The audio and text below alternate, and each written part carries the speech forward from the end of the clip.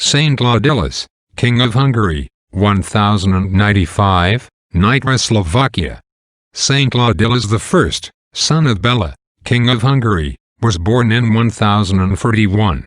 By the pertinacious importunity of the people he was compelled, much against his own inclination, to ascend the throne. In 1080, he restored the good laws and discipline which Saint Stephen had established, and which seemed to have been obliterated by the confusion of the times. Chastity, meanness, gravity, charity, and piety were from his infancy the distinguishing parts of his character. Avarice and ambition were his sovereign aversion, so perfectly had the maxims of the gospel extinguished in him all propensity to those base passions. His life in the palace was most austere.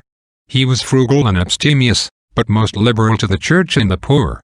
Vanity, pleasure, or idle amusements had no share in his actions or time, because all his moments were consecrated to the exercises of religion and the duties of his station, in which he had only the divine will in view, and sought only God's greater honor. He watched over a strict and impartial administration of justice, was generous and merciful to his enemies, and vigorous in the defense of his country and the church.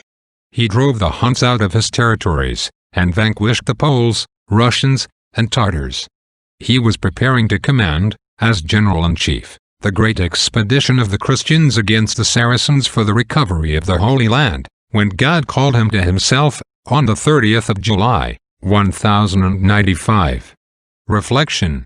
The saints tilled all their moments with good works and great actions, and, whilst they labored for an immortal crown, the greatest share of worldly happiness of which this life is capable fell in their way without being even looked for by them. In their afflictions themselves virtue afforded them the most solid comfort, pointed out the remedy, and converted their tribulations into the greatest advantages. Amen.